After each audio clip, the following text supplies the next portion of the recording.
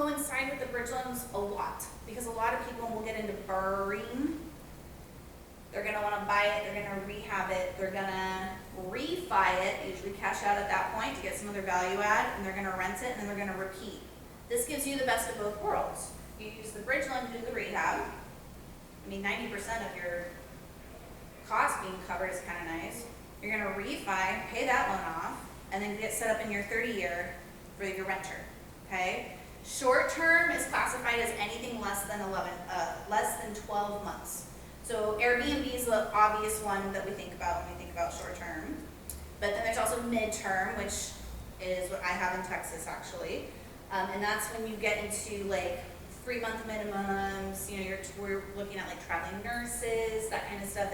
And it's all included just like Airbnb, like the utilities are included, it's fully furnished, all that kind of stuff. It's just a little longer than just the weekend or a couple weekends, but it's not a full year term, okay? And that's still classified as short term for pricing purposes, okay? And these are underwritten based on the property. These appraisals are gonna look at the rental comps, okay? And we're basing your qualifying on how much is your mortgage payment gonna be and how much rent can you get?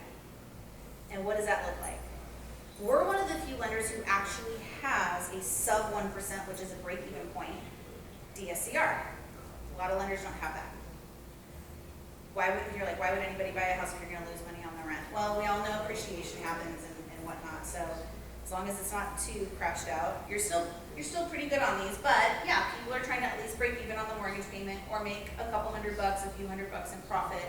If it's short term, you can make a lot more, thousands a month even, okay? And that's what we're looking at to see if you qualify. Again, I'm not looking at your taxes, I'm not looking at your income. I'm looking at the house. Okay? This is what I mentioned earlier. Properties must be turnkey or require no significant repairs or renovations. So down here they're saying, like, if you need to go in and paint and clean, maybe replace a couple rooms of carpet, okay, fair. But anything over $2,000 worth of like cleanup starts running into maybe you need to do a bridge loan first to rehab it, and then refi. Okay, so DSCR loans. They used to be, the rate used to be a lot higher because the qualifying was easier. Remember when somebody mentioned, oh, the easier things get, the more expensive they get?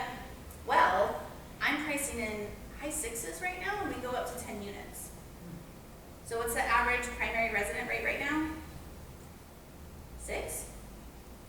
Right? 6 1/4, 6.5. Yeah. Now a lot of people don't know this, but in conventional lending you have your primary residence, second home, and investment property levels of rates. Primary residence is going to be the lowest rate you can get. If you're looking at a second home, bumps up maybe like 1% or 2. You go for investment property, it bumps up another 1% or 2.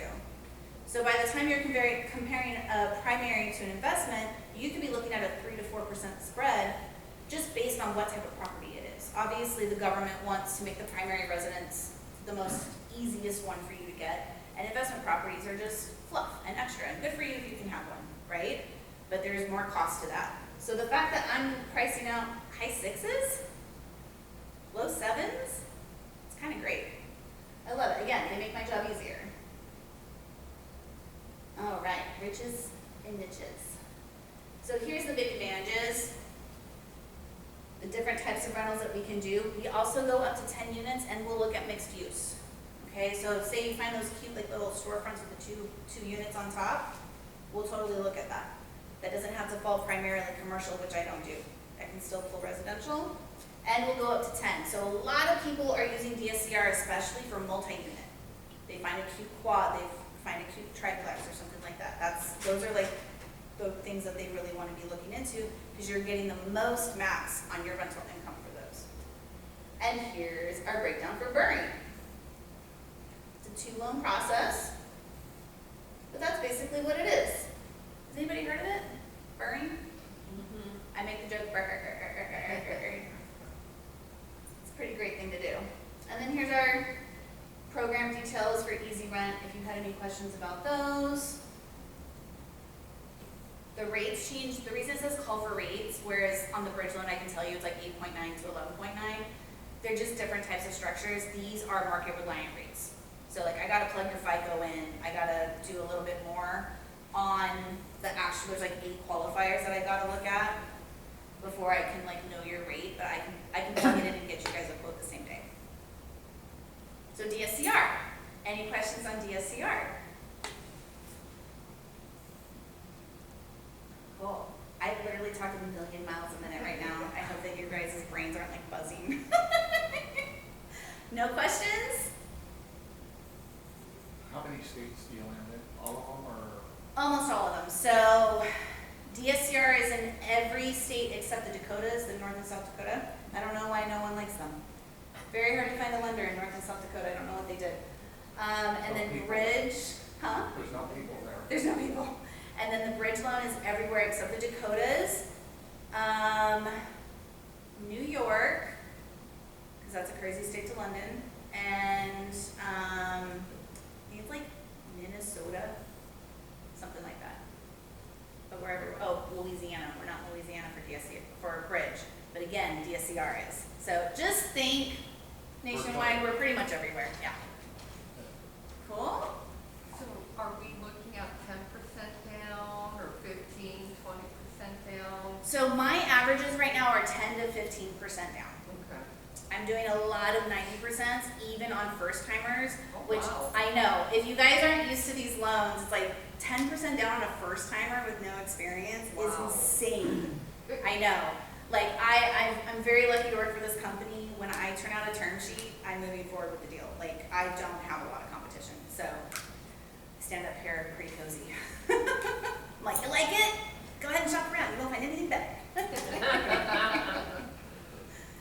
Cool?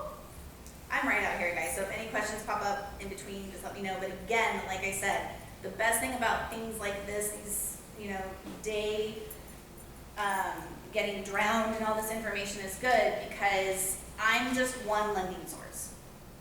And you need to figure out where you are, because a lot of people use me and they don't have all the money in the bank. And they need me.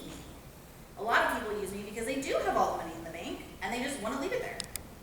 They don't want to tie it all up into one thing. So Can that down payment be gifted from a family member? it can. 10 to 15%? I don't think I've had a cap per se, but yes, we But do. in theory, all the money can be gifted for the Yes, we just do a gift letter. Has to be family member or? Close Yeah, but it can be person? extended family, Okay. like a mother-in-law, like it can be extended. So we do gifts, and we even look at retirement accounts. We're fine with HELOCs. If you guys have, a lot of people, what they'll do is pull a HELOC out on their primary and use those funds as their down payments and stuff. We're totally fine with that too. Okay. Since it's credit score based, and you have a partner, Yes. So again, with the creativeness, so say you're like, hey man, I'm at the biggest reason for low credit score is credit utilization. That's what I run into, which is a bummer because I'm just like, oh, keep that under 30%. If you partner with what we'll call a credit partner or a capital partner, so like say you're like, well, I'm partnering up because I don't have all the money, they have the money. We can close in your personal name or we can close in an entity. Especially in California, there's like a few states where you do have to be an entity, but most states you can do either or, and us as a lender will allow you to close in your personal name. But if you are partnering up for credit and capital partnerships, getting an entity, an LLC, super easy to do, and we suggest doing that. When you do that, we're able to use those partnerships and maybe still only one person signs. Because we get a lot of people, it's like, oh, there's 5 people on the entity. I don't want 5 people signing. Oh my God, what a logistic nightmare. I want one person signing. So we'll have one person sign and personally guarantee the loan, and you can close in the entity if you want. So that's just strategy, but I do like to talk strategy with people because I want to get ahead of what underwriting is looking at. I want them to just say yes really fast and let's go. so I lost my question. That's okay. That's all right. So yeah. Okay, so that's it. All right. Thank you guys. Okay, we got through it, all the technical things. I know. Thanks for bearing with me on that. They got to Good hear job. my funny Southwest story too. Good job. And we're not taking a break. We're gonna get right into Trevor. You have a laptop or something you want to hook up? I've got a laptop, yeah. Okay, then I'll get this out of here. It'll work. HDMI. I do have an HDMI. Perfect. Perfect. This here.